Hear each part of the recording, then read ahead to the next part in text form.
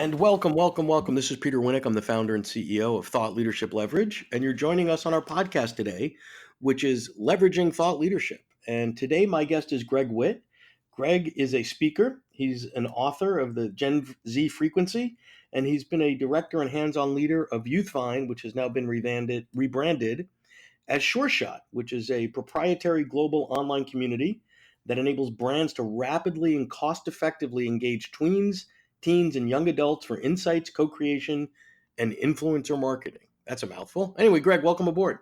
Yeah, and I'm super stoked to be here. And now the officially the chief strategy officer of Engage Youth Company. Oh, very nice. There we go. Thanks for having me. Oh, my pleasure. My pleasure. Otherwise, I'd be talking to myself, which wouldn't be much of a podcast. So I've got this thing for guests. So let's your core business, if you will, or the primary business is on the consulting side, right? On the branding and the consulting. Yeah, it's primarily on the brand and marketing strategies designed to help brands or organizations reach tweens, teens, and young adults. So it really goes from insights guided strategies and marketing engagement programs. Got it. So one could argue that in some instances, the thought leadership, the books, the speaking, the all that other fun stuff is to some degree an indirect path to get clients you sort of to engage with you. Would you agree or? Yeah, absolutely. I mean, the whole idea is to share value, build true relationships where myself and our team can add value to the companies that we serve, and also so that there's some form of a positive impact with the organization or the young people that we connect with as well. So talk to me a bit about, most of the content that you put out there, and it's really good, and the speaking that you do, and the books that you get out, or all that heavy lifting around the thought leadership is in essence going to individuals and teams and organizations and people that won't become your clients, but asterisk, right? There's the subset that will. So I love the sort of the spirit of generosity. Talk to me about sort of how you make the decisions to allocate the resources to get the content out there to serve sort of the tribe, meaning the sort of the non-paying universe, and ultimately those that become the clients. I guess it's just if you share the wealth, I don't know if it's karma, but like enough comes back to you, right? I think that our team has enough experience in the space to know that you can kind of give it away to a certain extent. There's definitely little aspects of secret sauce in our methodologies, but the idea of really give it away and enough comes back to us. I think we're just such a collaborative group of people that we've earned our chops and we paid our dues, so to speak, in the space. We're really like, every once in a while an real original idea comes out there, but if not, it's the remixes and the relevance that we're bringing. We're essentially selling cultural relevance for our clients, and that's something that we've learned over time how to do that and how not to do that. So I've talked about this issue before with others in terms of this giveaway issue. So I'm a firm believer that for most thought leaders and authors and speakers, most of the time, give it all away, right? Occasionally, you have something that's proprietary, you have a competitive advantage that, for a period of time or whatever, whatever. But for the most part, the more you give away, the more you get, which is ironic, right? Because the subset of the universe that consumes your content, on their own, they maybe they buy a book or read a blog and attempts to or actually succeeds in implementing on their own, probably weren't going to be your clients anyway. Right. And I think that's a big aha for people because it's like, oh, let me hide it. So could you talk to me on that, sort of on that point, like the sort of the power of having the confidence to give it away? I think I think you've said it. You just nailed it with the confidence. Like if you've got the confidence, give it. But when we say give it away, one of the key parts is of a content strategy when we're talking thought leadership is, key pieces are also gated. So Right. it is giving it away, but it's not always just giving it away into sort of the cyber, into cyberspace or just to anyone. It's about being real strategic on what content items that you're gating and what content you're making available to everyone and understanding your audience and really truly building a community. Because It's important to understand like who specifically you're talking to, and then learn from them as to what type of content will they download, and what information to fill out is too much, what's not enough. What's the balance? Yeah. Yeah, what's the balance? I try to look at it like probably like 1/10 gated. Right. I give a lot away, but everything that's glued together, like the stuff that's gated, is glued together in a much more comprehensive fashion. So one's incentivized to come for the larger, more comprehensive pieces. Totally get it. So give me a sense of talk about your time, right? So you've got to serve clients and generate revenue and attract clients and all those other sort of things. What percentage of your time do you spend sort of, let's just put it in a thought leadership bucket, be that speaking, be that writing, book, whatever. How much of your time in the aggregate does that consume? Yeah, well, because my role is on growth and on team building and on overseeing strategic teams. I'm more like 60% on overall growth, building the team, making sure that our methodologies are tight. You know, our overall the way that we're working tight, and then another 40% because we're not a huge company, so we're at the same point in time. There's a certain amount of hands on sort of expecting the leadership team involved. So we're not just for our type of company, we're not just putting it into the machine and and hoping something great comes out. We have very seasoned youth cultural experts involved. So, but yeah, I mean, my main focus is building teams of just incredibly talented, Gen Z, or not just limited to Gen Z strategists, so that I can continue to also like see the forest as well as the trees. Yeah. No, but what I was going for is it takes a chunk of time to develop the content, to deliver the content, to refine the content that is the thought leadership underneath everything. How much of your time is focused on that? That's what I was looking It's for. all encompassed in the 60%. I mean, I would say you're probably like if you're it's pretty equal, like the content creation effort is equal to the distribution effort, Got it. and so that sometimes people don't get. Well, now let's go there because that's a great statement. Because one of the things I see so frequently in the clients that I work with and the folks that we talk to is you get sort of the prototypical creative, which anybody that creates content is creative. They're prolific and they love to research and they love to refine and they love to they can sit on a plane and bang out 30 blogs going cross country and all that kind of stuff.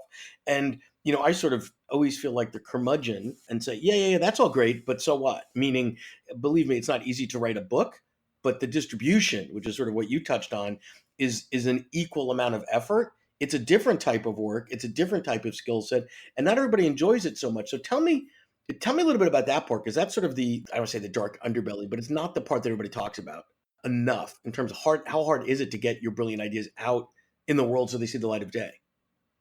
Well, it's the most hardest thing to do is to build community and have an audience of people that want to hear your thought leadership, whatever it is.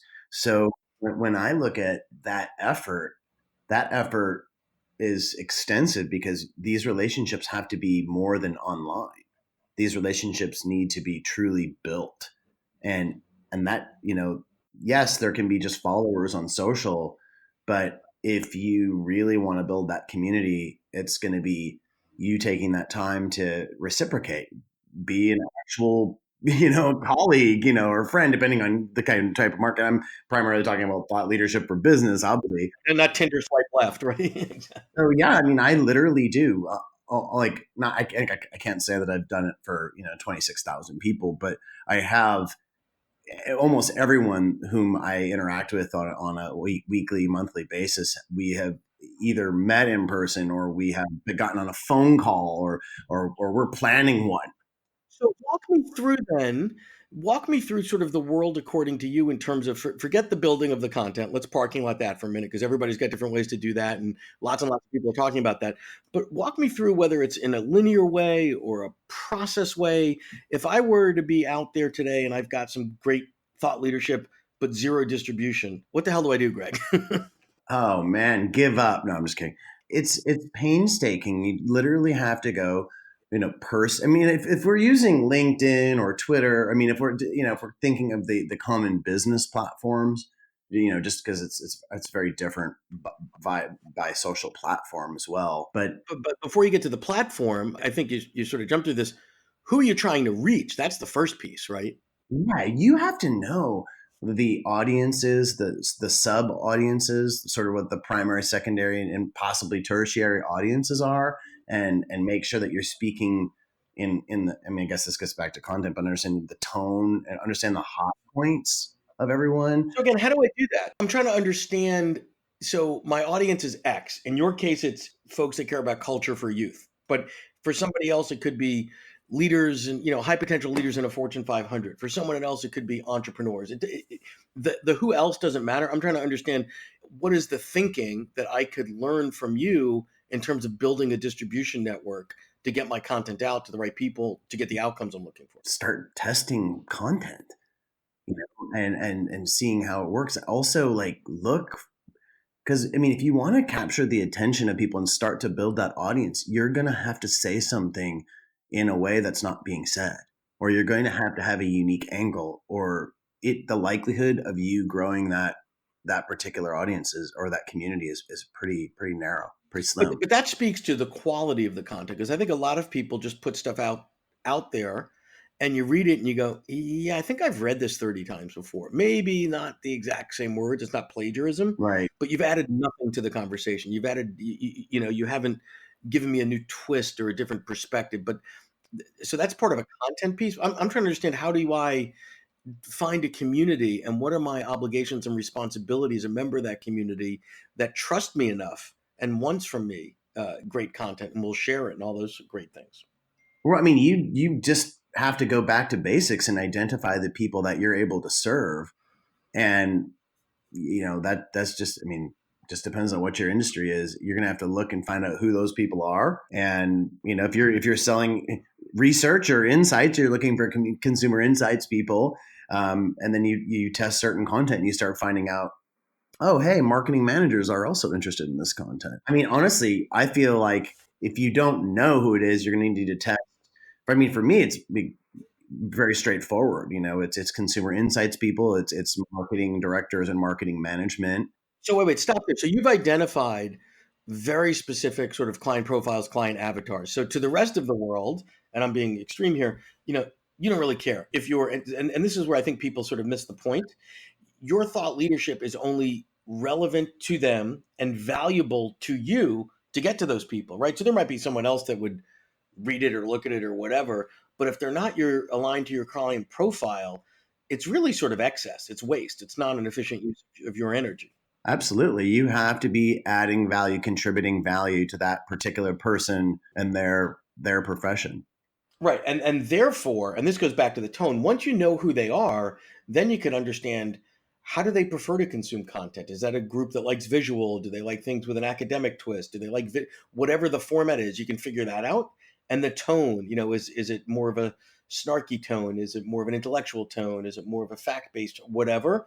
And sort of meet them where they are because you don't want to, it's sort of like showing up at someone's holiday party in a tuxedo and everybody's sort of in jeans and chill. Like you don't want to be that guy, right? Like you. No, and then building on that, based on how that audience is shaping up, you have to kind of determine the amount of frequency, which is too much or not enough. Right. You don't want to be the me guy. What's the Goldilocks effect of just enough content Right. to stay relevant, and engaged? Cool. So let's pivot for a minute because that was really helpful. So at some point, one day you woke up and said, "Today I'm going to write a book," right? Or you probably thought about it for a while. Get me through sort of the thinking of you're thinking about writing a book to here's what I need to do to I did it and here's what happened. Yeah, I just had a goal to write a book because I had so much work over the years, and knew that, and I put it on the wall, and like 4 months later, I was contacted by the publisher to write a book on Gen Z, and so I had to spring to action on that. I accepted the offer, and then looked at the need of what was out there. I was asked originally to write a book on to help brands or organizations understand Gen Z, but I realized the actual need out there was to like a book that would really help brands engage and really connect and actually take action to build relationships with young people. And that was primarily done through connecting with youth culture and cultural alignment. And we came to an agreement to write a book around that with a lens on getting on the same wavelength as Gen Z, but not limited to that. So go back in time to it's, a couple months before you started the process, what your thinking and expectation was. And then you go through the process and then you come out the other end. What sort of met your expectations? What was totally out there in terms of never thought that would happen, or that was sort of weird or sort of cool? Like, walk me through sort of the behind the stage, if you will. Take me backstage to sort of the author world. Okay, like so the book writing process? Yeah, yeah, yeah. Right. So you start off with this great vision and a concept on getting on the same wavelength with consumers and truly the actionable pieces of engaging them. Then you write an overview and you create an outline, you figure out how you're going to organize these thoughts into sort of a dynamic narrative. Then you basically continue outlining and every aspect of those chapters. For us, if I take a step back, for us it was leveraging all our existing research and then deploying very specific research in this book and letting that feed the validate as well and put ourselves in check on what we thought was already the way it was and so that research process. But then it was just a lot, each section outlining and outlining until the outline just starts writing itself. The interesting thing is sometimes you'll be going into one chapter that you felt like you knew really well, and all of a sudden you're halfway through it and you realize that this is crap. Like it's just not conveying what I want to say, and then you happen. That's just like one of those roller coaster rides where everything that you sought out for, you thought was all clear on paper, just doesn't work, and you have to iterate, and you get to I guess the real truths, the best of, the diamond, and that happened a couple times. I'm not going to say that I was I had the greatest process of all time, but I had a process of going through the book writing, and it was an incredible journey. Awesome, awesome. And big shocker. What was the biggest surprise? The biggest surprise was just realizing that, like, I guess that and it wasn't a shocker, but I guess it was just finding way, like, because it's overwhelming. Yep. And so, like, sometimes if you just stare at that sheet of paper, you realize, like, each step, like, step by step, just like anything else, step by step, you're going to get through it. You're going to learn, which is the most important thing, so that others can. And just how, like, simple the outlining process really can be. You, like, don't get ahead of yourself and just let the research and let the idea come to you. But it's also a tricky process because there's a publisher driven deadline and going towards it. So I guess if you just self publish, that process might be, I don't want to say easier. It's not easier, but it might have been. I might not have had the book done. It was, I guess, just like anything with a little bit of pressure. I know I didn't exactly answer your question, but it was the pressure, the timing and the pressure. Got it.